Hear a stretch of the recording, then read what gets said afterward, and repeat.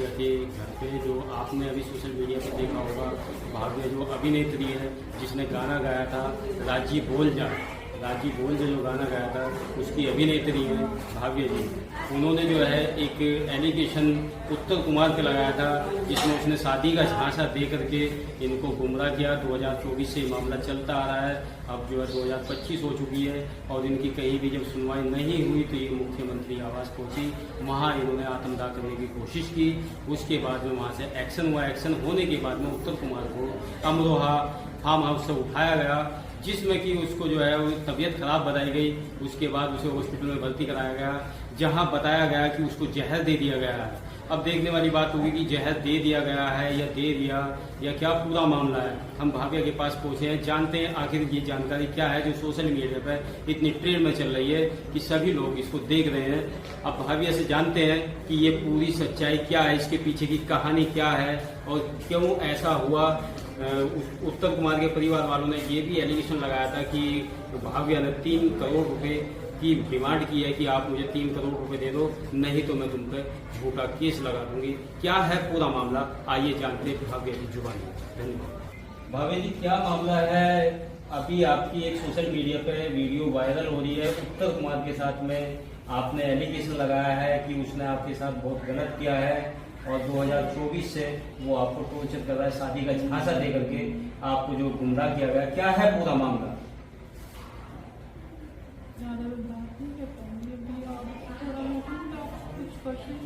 ये बताइए क्या पूरा मामला है, थोड़ा सा।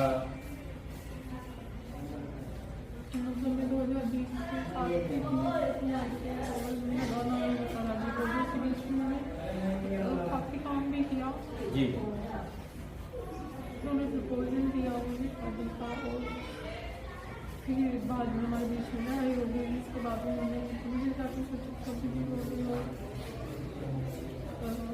मेरे बाहर काम का अभी बंद कर दिया, से भी बंद कर दिया, शादी करी।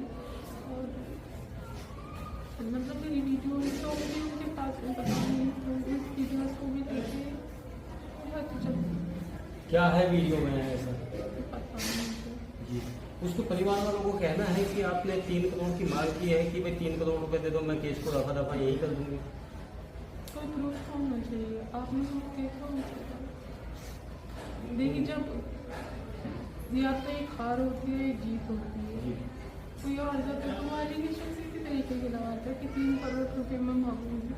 जब मैं काम कर रही थी, जब मैंने तब अपनी जवान से मैंने कभी नहीं कहा कि मुझे इतने पैसे चाहिए। अगर जब वो कहते थे कि 2 इस सूट का इतना है, हम जी सर ठीक है, जबकि वो उससे कम ही देते थे। मैंने तब उसके बातचीत कोई नहीं करी, तो मैं 3 करोड़ रुपये से मुझे सुनते हुए मुझे इतनी शर्म आ रही है कि उन्होंने इतना गंदा एलिगेशन लगाया। और उनकी वाइफ बोल रही थी इस तरीके की, तो मैं तो अभी भी कह रही हूँ कि मर्द पे भी रोक लगानी चाहिए। आप और कहने से अच्छा है कि थोड़ा अपने मर्द पे भी काबू करना चाहिए। क्या आपको पहले से पता था कि वो शादीशुदा है? आपको पहले कोई नहीं पता था कि वो शादी? मुझे क्या, किसी को भी नहीं पता था। मुझे पता था कि कविता जोशी उनकी वाइफ है।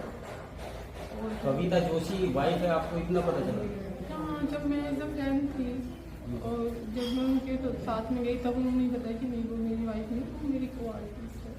इनफैक्ट सभी को पता है कि कविता जोशी उसकी वाइफ है। इस बीच में भी मेरे से बहुत बार पूछा गया कि उसकी वाइफ कविता जोशी है। तो ये रियल में जो इनकी वाइफ है, इसके बारे में आपको कोई जानकारी नहीं थी? नहीं, बाद में पता चला मुझे। तो जब आपको पता चला तो आपने कभी इन पर मुकदमा किया? नहीं, मैंने कोई ऐसा मुकदमा नहीं किया। तब से चलेगी तब मुझे करना पड़ा। अभी जैसे कि वो बता रहे हैं कि राजी बोल जा जो गाना आपने शूट किया था, वो गाना आपका जो फेमस हुआ है, उसी को लेकर ये सारा बवाल हुआ है। बहुत सारा शूट है, मैं 4 साल पहले से क्यों करूँगी? जितना गाने 4 साल बाद गाना फेमस हुआ, इस बीच में मतलब लड़ाई झगड़े हुए और मैं उस बीच के लिए लगाऊंगी कोई उनके पास गवाह हो या कुछ भी हो कि मैंने ऐसा बोला। वो गाने मैं आज भी अप्रिशिएट करती हूँ, उस गाने से मुझे पहचान मिली। मैं इस बात को डिनाई नहीं करती। ना मैंने पहले इस गाने के लिए कभी कुछ कहा, मुझे पहचान मिली, मेरे लिए ये बहुत बड़ी बात थी इस गाने से। और मैं इस गाने से पैसे की डिमांड करूँगी इसे, हो ही नहीं, कोई सब्जी नहीं होता। तो आप ये बताइए, आप जैसे ये एलिगेशन आप पर लगे हैं, इस वक्त जो वो हॉस्पिटल में है, जहर देने का भी कोई मामला सामने आया है, इसमें कितनी सच्चाई है? अभी मैंने रात एक इंटरव्यू देखा था, उसमें एक उनके रिलेशन में थे, वो बता रहे थे कि उसमें 28 तारीख को अखबार आ गया और मैं गई थी 5 तारीख को लखनऊ में, 7 तारीख को मैं वापस आई थी। 7 तारीख को आके भी जो ACP अतुल थे, उनका यही कहना था उस टाइम पे भी कि मैंने इसमें FIR नहीं लगाई भैया। अगर मैंने 4 दिन उस टाइम पे भी वो कि DCP से आप रिक्वेस्ट कर सकते हो कि इसमें मैं ही BACP रह सकता हूँ और मैं तुम्हारे साथ खड़ा हूँ, मतलब तुम्हारे साथ गलत हुए मैं इंसाफ दिलाऊंगा। आज भी मतलब उनको पता था 28 तारीख को FIR लगी और मुझे 7 तारीख तक भी नहीं पता था कि इसमें FIR लगी है, कन्फर्म नहीं कर रहे थे, मुझे गुमराह कर रहे थे। DCP सर से मैं मिली, उन्होंने बताया कि आपके आयु चेंज हो गए है ACP से। मैंने सोचा, मैंने कैसा मेरे इसमें केस में FIR लगी थी, तब वहाँ पे सच पता चला कि हाँ इसमें FIR लगी थी, तभी आपका आयु चेंज हुआ। पहले जब पुलिस वाले उनके कहने में चल रहे थे क्योंकि पैसे में बिक गए थे, तो पुलिस वाले पे भरोसा था उनको। अब अगर ACP सर और DCP सर सच के साथ है, मैं अपने साथ नहीं कह रही, सच के साथ है, तो अब उनको पुलिस पे भरोसा नहीं है।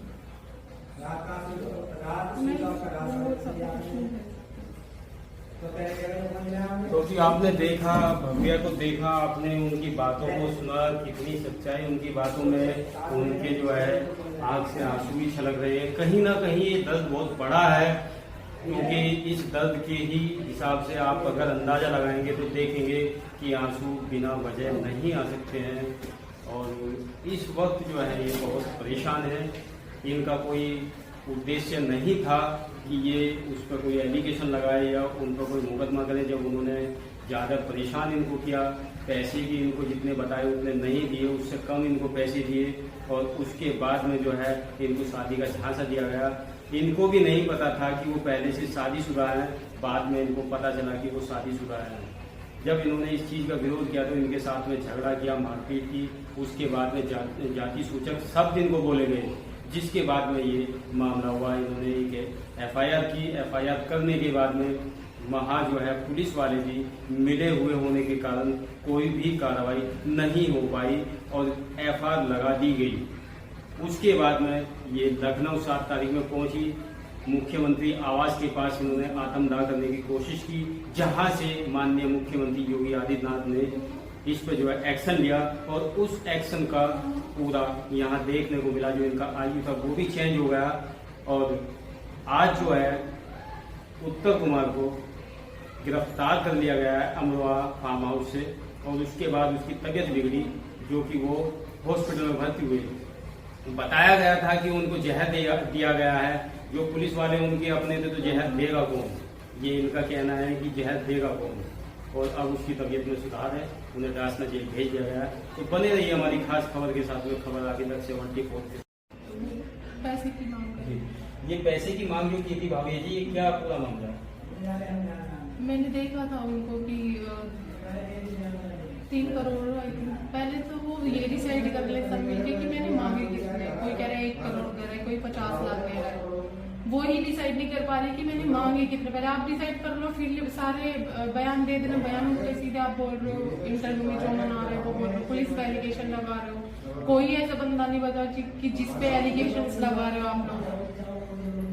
ये तो कर्मा था, मुझे नहीं पता, शायद उसने मुझे चुना होगा कि सजा तो मिलनी है या मेरे थ्रू उनको सजा मिलती थी, ना करते हुए ऐसा किसी लड़की के साथ में, मेरे साथ में शायद ना होता ऐसा।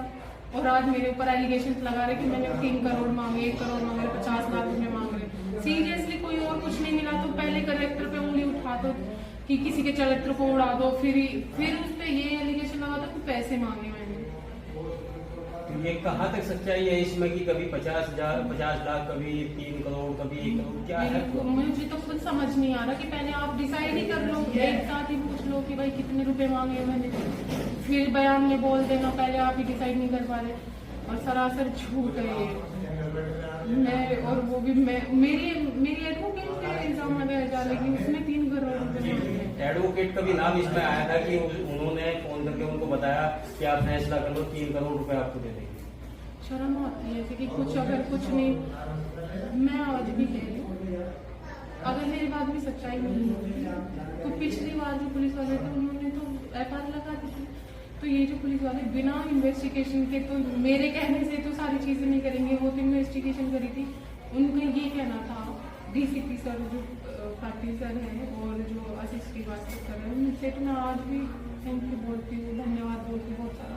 उनका ये कहना था कि हमें ऐसे सबूत मिले जिसके बावजूद हमें अरेस्ट करना पड़ा। मेरे कहने से उन्होंने अरेस्ट नहीं किया, उन्होंने सबूत देखे, उन्होंने इन्वेस्टिगेशन में ये चीज आई कि हाँ उसने किया है ऐसा, वो है ऐसा, तब उसको अरेस्ट किया गया है। पहले भी जैसे कि कविता जोशी का नाम आया था, बहुत सुर्खियों में रहा है कि कविता जोशी से उनके जो है संपर्क रहे। हाँ मुझे भी बहुत सुनने में आया था, रहा भी है ऐसा। तो क्या आपको कविता जोशी, क्या रिलेशन था इनका कविता जोशी से? मैं इस बारे में कोई नहीं कह सकती, वो उनकी पर्सनल लाइफ है, तो पहले भी ये सुर्खियों में रह चुके हैं। मैं कुछ इस बारे में कह नहीं सकती, सिर्फ अपने केस के बारे में।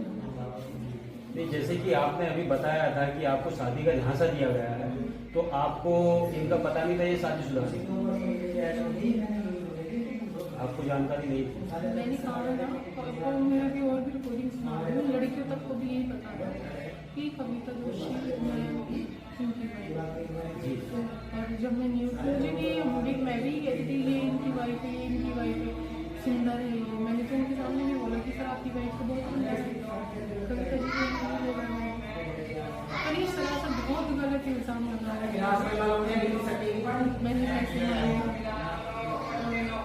मैंने एक बात ये चीज़ बोली जो उन्होंने मुझसे सेटलमेंट की कही है, संजीव मोनू कौन है?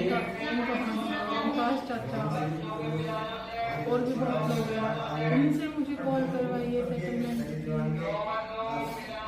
मैंने हर चीज़ रिकॉर्ड की है, सब बताया किस और एडवोकेट भी रहे हैं, कुछ एडवोकेट उन्होंने कहा है कि बैठ के बात कर लो, भाभी अपने बड़े को भेजो, आ जाओ, सब खत्म कर लो।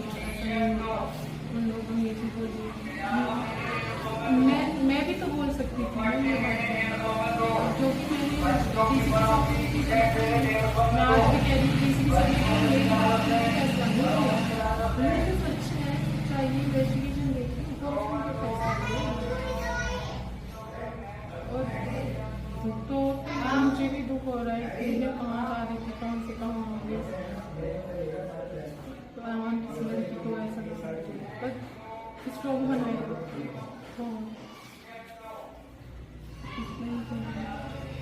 क्या मामले आपके साथ में होंगे, बताइए थोड़ा दर्शकों को। आपके जो दर्शक हैं सोशल मीडिया पे, वो आपको देख रहे हैं और सुन रहे हैं कि क्या सच्चाई है। सब लोग जानना चाहते हैं कि ये सच्चाई क्या है और क्या है पूरा मामला, इसमें कितनी सच्चाइयाँ हैं। जो उत्तम कुमार के परिवार वाले वो एलिगेशन पर एलिगेशन लगा रहे हैं, क्या है पूरा मामला बताइए।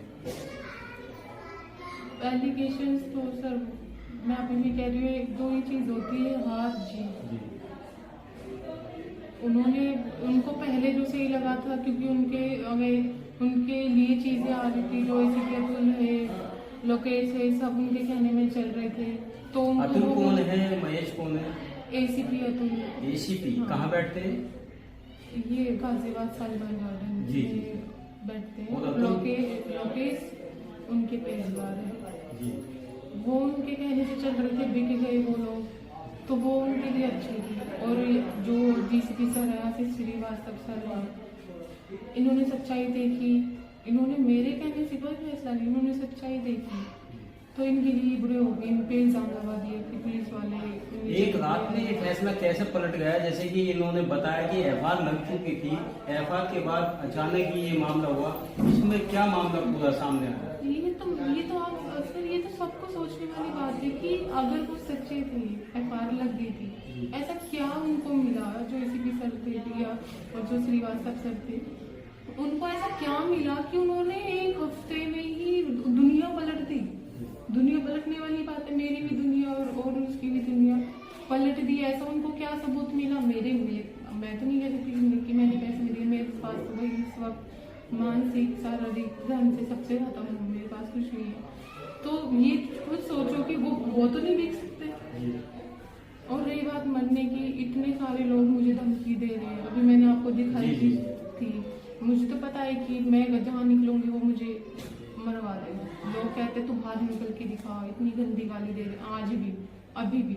कौन लोग हैं जो धमकी दे? यहाँ तक कि मेरे फोन पे भी मुझे मैसेज आ रहे हैं, अगर मैं किसी को इंस्टा या व्हाट्सएप पे ब्लॉक कर दूँ तो इस पे फोन पे मुझे मैसेज आ रही है, धमकी आ रही है मुझे मारने की। इस तरीके की हरकत दिखा रहे हैं, कह रहे तूने अभी जात पाना देखा नहीं, इस तरीके की मतलब। और मेरे जो गवाह हैं, उन्हें पता है जिनको मैं बोल रही हूँ, जो मेरे गवाह हैं, उनको धोखे से बुलाने की कोशिश की जा रही है कि मेरे ऑफिस साहब मिलते हैं, जुलते हैं, उनको और धमकी दी जा रही है कि तूने सही नहीं किया, तू मिल। मेरे गवाहों को ऐसे धमकी दी जा रही है तो मेरा तो क्या ही होगा? सभी गवाहों को मारने की धमकी जा रही है, धोखे से बुलाया जा रहा है, मेरे साथ भी हो रहा है। मैं इतनी हरेस हो गई, इतनी परेशान हो गई हूँ कि कुछ भी हो सकता है मेरे साथ। लेकिन मुझे पता है डीसीपी सर है, आशीष श्रीवास्तव सर है, उन्होंने ये साबित कर दिया कि प्रशासन में सब अधिकारी एक जैसे नहीं होते और वो मुझे कुछ होने भी नहीं देंगे। जो लोग मुझे कह रहे हैं कि हम वहाँ पे काम करते थे, मेरी कास्ट के लोग भी काम करते थे, मुझे तो ये समझ नहीं आ रहा, वही लोग, उनकी लड़ाई हो चुकी थी उत्तर कुमार से, हर चीज की। वही लोग कहते थे कि ये मार के भगाता है यहाँ से लोगों को, बहुत भेदभाव करता है, आज वही उसके साथ में खड़े हैं। और जो मेरे साथ में हुआ है, मुझे पता है, मेरे लिए जाति सूचक शब्द बोले गए, मुझे गलत बोला गया। पहले तुम्हारे लिए बोला गया था तो तुम हमसे शिकायत करते थे, है ना, लेकिन अब मेरे लिए बोला गया है तो आप और उल्टा मुझ पे ही कह रहे हैं, आप फिर उत्तर कुमार की साइड ले रहे हैं। शर्म आनी चाहिए। और मैं तो अभी भी कह रही हूँ, जो जैसा करता है वैसा करता है, कर्म जरूर लौट के आता है। तो बने रहिए हमारी खास खबर के साथ में, खबर आगे तक 74 के साथ में। दमदार खबर देखने के लिए हमारे चैनल से जुड़े रहिए और सब्सक्राइब करें और चैनल को लाइक करें और कमेंट में अपनी बातें जरूर बताएं कि ये कहाँ तक सच है और इसमें क्या सच है और क्या झूठ है, हमें कमेंट बॉक्स में जरूर बताइएगा। धन्यवाद। जय हिंद, जय भारत।